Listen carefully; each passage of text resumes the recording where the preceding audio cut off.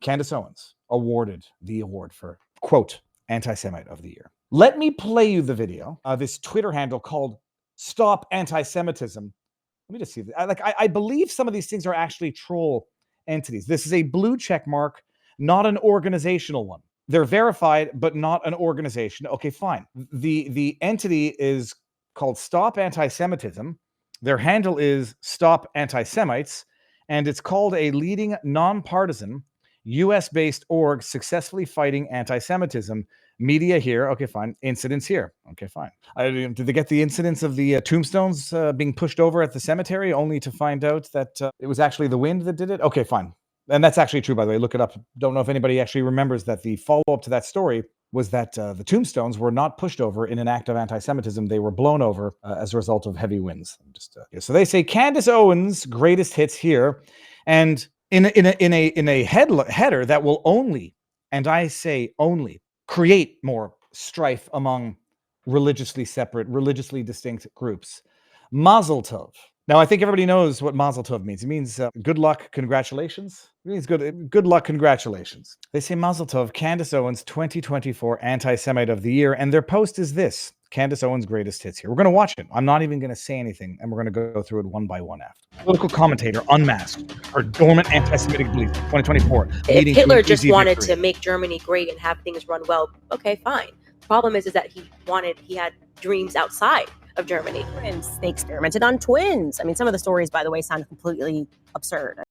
The idea that they just like cut a human up and then sewed them back together, that just sounds like bizarre propaganda. Hard cut. A fierce defender of Kanye West, Owens dismissed the notion that West's 2022 tweets threatening the Jewish community were anti-Semitic. You are an honest person. You did not think this tweet was anti-Semitic. You did not think that he wrote this tweet because he hates or wants to genocide Jewish people. Now, let me read Ye's tweet at the time. I'm a bit sleepy tonight, but when I wake up, I'm going DEFCON 3 on Jewish people. The funny thing is, I actually can't be anti-Semitic because black people are actually Jew. Also, you guys have toyed with me and tried to blackball anyone whoever opposes your agenda. That's what the Instagram post said, I believe. It's like you cannot even say the word Jewish without people getting upset. Ironic. I'm interrupting it as we go. Sorry. Ironic that that's the actual clip that they used in the video montage, the best of, to label her anti-Semite of the year. Every person who speaks about Israel has to basically say a statement that's like, I don't want to get killed. We don't have that about any other country in the world, except for the one that, took over ours. Well, here, and by the way, I'll go ahead and disagree with her on that. If you say bad things or run afoul of the Ukraine narrative, you get put on the list. If you say bad things about Hillary Clinton, although she's not a country, if you say, sorry, well, I'm done. If you say anything bad about Hillary Clinton, you do have to say, I'm not suicidal. It's a running gag on the internet. I just disagree with her observation on this. This makes her anti-Semitic. And if you say it about Ukraine, you're anti-Ukrainian. That's the truth. Okay. We are an occupied nation. Just like within all communities, there are gangs, right? Gangs can form. We understand this. What if that is what is happening right now in Hollywood? If there is just a very small ring of specific people who are using the fact that they are Jewish to shield themselves from any criticism. Do you understand that one? That one's actually amazing to listen to over and over again. They cite that as evidence of Candace Owens' anti-Semitic beliefs when that is specifically anti-Semitic. That is specifically not labeling or categorizing all Jews under the umbrella of Hollywood Jews. It's specifically not counterintuitive, but actually antithetical to any accusation of anti-Semitism. I want to play it again because it's actually, I hear it now in a different way than I ever did before. Occupied nation. Just like within all communities, there are gangs, right? Gangs can form. We understand this. What if that is what is happening right now in Hollywood? If there is just a very small ring of specific people who are using the fact that they are Jewish to shield themselves from any criticism. There can be no assertion less anti-Semitic than that. That is not saying all the Jews control Hollywood. That is saying that there is a small group of people who might and who then use their religious ethnicity as a cloak, or as I say, as a shield and a cudgel. By the way, not exclusive to Jewish people in Hollywood either. Maybe to the 2S LGBTQIA plus community. Owens was eventually removed from her role at the Daily Wire and suspended from YouTube for her comments. Oh, Mazel Tov, Candace. I swear to you, I'm not even saying anything as a fill in the blank. Using the term Mazel Tov under these circumstances is enough to make people angry. It's enough to actually do the exact opposite of what you're trying to do. It almost looks like it's an act of antagonism from the entity that is claiming that Candace Owens is an anti-Semite. Anti-Semite of the year. I could think of easily 2 other people whose names I will not mention, and I'll let everybody's imaginations run wild. I could think of 2 other people, maybe 3. I could think of anyone who actively, unironically promoted and affirmed actual, confirmed, proven Hamas propaganda. Maybe that would have been, and maybe Candace did it. I don't know. If she did it and it didn't make it into the best of, well, that's one hell of a week best of then. Close that up. Let me just bring you this story because I remember knocked over. Just want to make sure everybody remembers this. The article came out. Why did vandals tip gravestones? The one that made the news, and it ended up that it was the land shifting in winds that blew them over, and it wasn't actually an act of anti-Semitic vandalism. So that's Candace Owens being labeled anti-Semite of the year. And that came out, and I'm not white knighting for Candace Owens, and there's no but, and it's full stop. I don't like seeing anybody get treated unfairly, and I have nothing against Candace Owens. But even if I had something against Candace Owens, I would not like to see people getting treated unfairly, especially in ways that will actually run contrary to the specific alleged end goals of the entity doing the acting. When you have the ADL coming out and acting in ways that I firmly believe actually create and exacerbate anti-Semitic sentiment, when their purported, mission is to combat it, you're damn right I'm going to say something. All of those statements, you take some of those statements where she was not casting doubt, but saying, some of the torture that Mengele's, not alleged, but committed during World War II, it almost sounds like, first of all, you notice everything is cut off very abruptly, and they're very short segments, because I presume in context, there might be some attenuating statements there. The idea that someone would say, I don't believe that a specific type of torture was carried out during World War II, and that makes you a Holocaust denier. So the bottom line with Candace is, I say, saying Christ is king, I don't find it anti-Semitic. I know some people use it as the trope. And it's the amazing thing when I say that these types of accusations exacerbate anti-Semitic sentiment. They exacerbate whatever strife exists. It doesn't necessarily need to be anti-Semitic. When you sit there and harp all day long on sexual identity, as far as I'm concerned, that's what you're talking about sexual preferences, sexual orientation. When you spend day in and day out harping on it, focusing on it like it's the number one concern for everybody out there, I don't care. In the best possible, most tolerant way, I do not care about one's sexual orientation, one's sexual preferences, what positions they like, what they like, if they like to dress up like furries, if they like to dress up as, I don't care.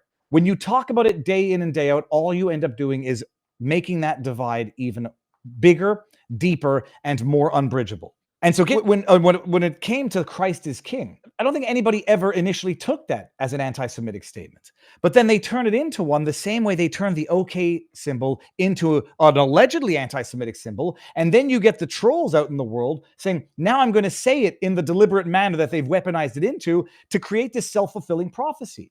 No one in their right mind ever considered the OK symbol to be an actual white power. You understand? It was the white and the power. That was the whole idea of the symbol. Nobody considered it to be that. And anybody who unironically accused someone of doing it deserves a big fat middle finger. I can give you that one. What ends up happening, however, is when the ADL comes out and says it's an anti-Semitic gesture, and it becomes so outlandishly preposterous to everybody, you get the trolls out there who then on a going forward basis use it in a quasi-unironic manner, and you end up creating the anti-Semitic symbol. You end up creating the racist symbol. And so when they came out and said saying Christ is king is anti-Semitic, what ended up happening? You had the trolls, and I won't name platforms or names, you had some trolls coming out and then saying it, not out of sincere belief that they believe Christ is king, but they say it in a provocative manner, thus fulfilling the self-fulfilling prophecy of promoting, propagating, and exacerbating division, racial, religious, ethnic, whatever.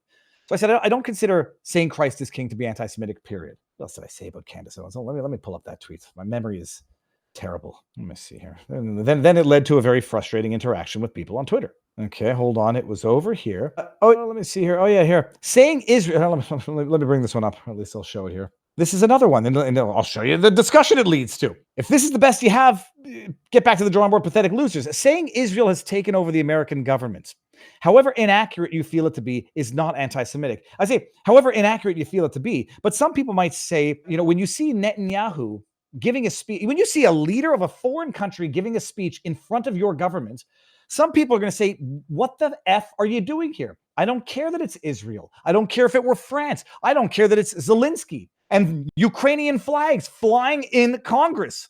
Some might say that when you see a foreign leader and foreign flags in your government's office, that country has taken over your government or is exercising undue influence in your government. It's not anti-Semitic because Israel happens to be the Jewish state. And in fact, by saying that, what you are effectively saying is you cannot criticize anything Israel does because it's a Jewish state. And in so criticizing Israel, you're criticizing the Jewish state, therefore it's anti-Semitic.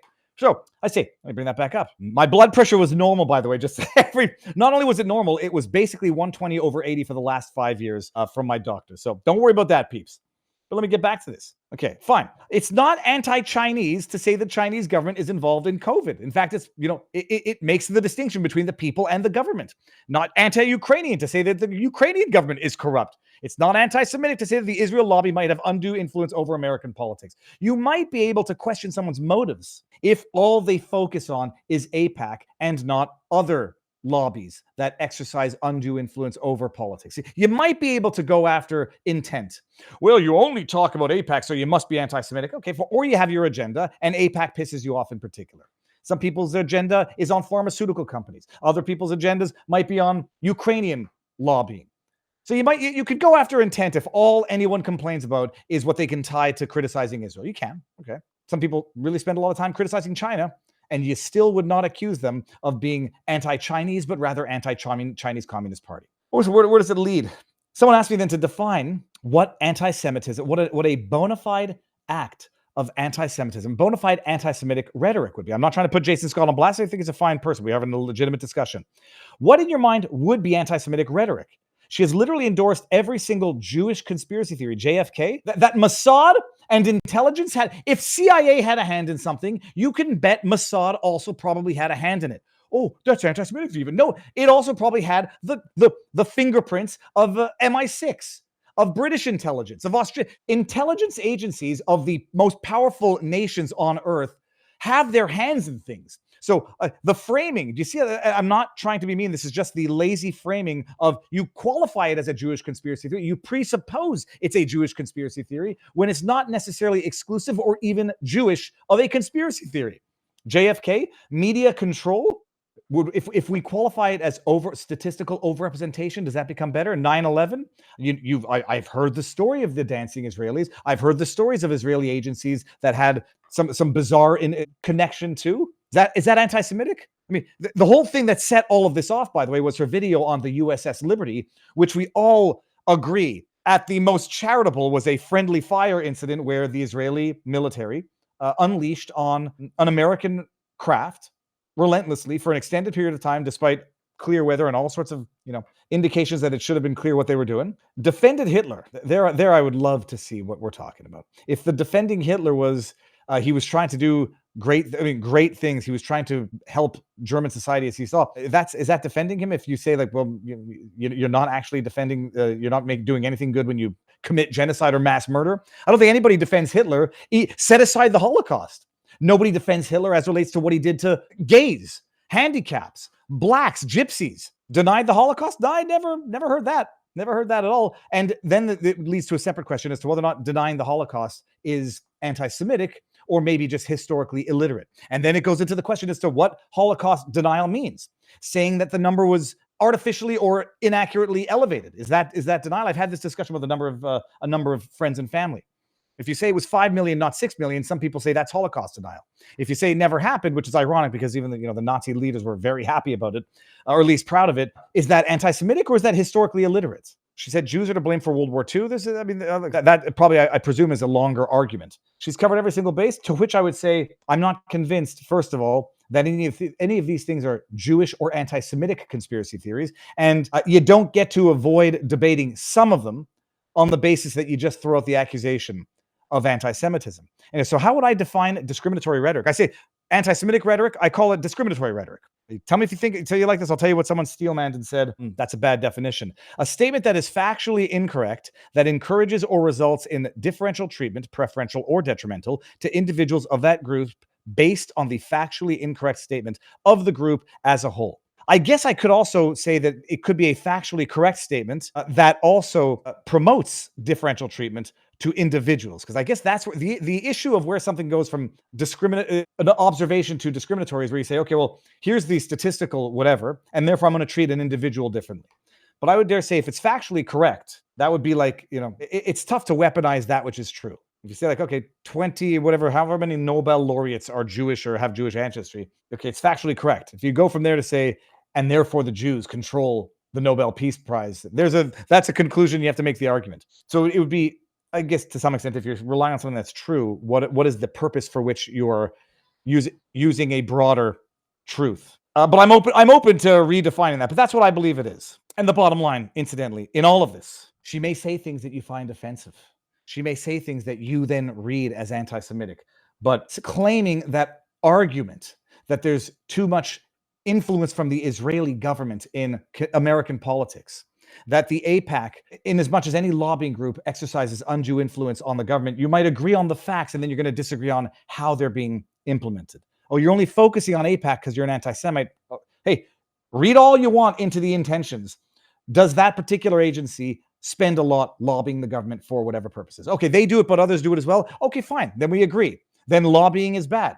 And you might think someone is anti-Semitic for picking specifically on AIPAC, but someone is not anti-Chinese for picking specifically on Chinese interference in Canadian government. You're not well, maybe you are anti-pharma, but you're not anti-individuals who work in pharma because you say the pharma industry is lobbying too much. And all that to say is that was the frustrating part of the discussion. And then it necessarily degrades into name calling, and you're never going to convince anybody here. Oh yeah, debate this logic. I'm going to maybe not put this person on blast, but just highlight some flawed wrongthink. Debate this logic in response to me says, defending Candace Owens here is a joke. Okay, that's a conclusion. It's judgmental, irrelevant, disregarded.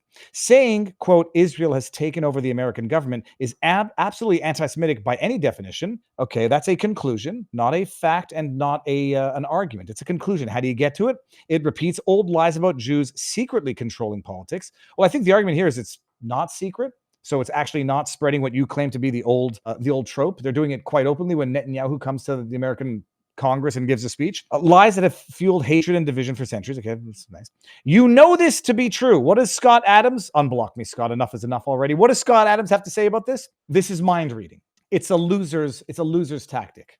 Mind reading. It's just a criticism of Israel. You spread a dangerous conspiracy and you're excusing it. Ad hominem. Baseless, not getting anywhere. You're idiotic, ad hominem, conclusion, not a fact, not a premise, not an argument. Comparisons to China does not hold up at all, conclusion. Why not? Criticizing a country's action is one thing. Oh, because I thought she was criticizing a country's action right here, Israel. Criticizing a country's action is one thing. Claiming a Jewish state is controlling another government crosses the line into anti-Semitism. Okay, so Israel is a Jewish state. So anytime you criticize Israel, by definition, you're going to be criticizing a Jewish state. And so then by definition, anytime you criticize the Jewish state, it crosses the line into anti-Semitism because Israel is a Jewish state. So you can never criticize Israel. Do you understand? Debate this logic. That's logic, by the way. What you've done up to now is throw a hissy fit. Yet you either don't get it because of a lack of brain power, ad hominem, or you are just malicious terrorist sympathizer. I mean, idiotically stupid and mind reading yet again. This is not about honest criticism of Israel, mind reading. This is about spreading harmful lies that target the Jews, repeating the conclusion. Defending that kind of rhetoric doesn't make you look smart, irrelevant, not smart at all, repeating the irrelevant, which is double. And thus is your masterclass in intellectual reasoning and how to dissect bullshit. And I said dissect and not digest.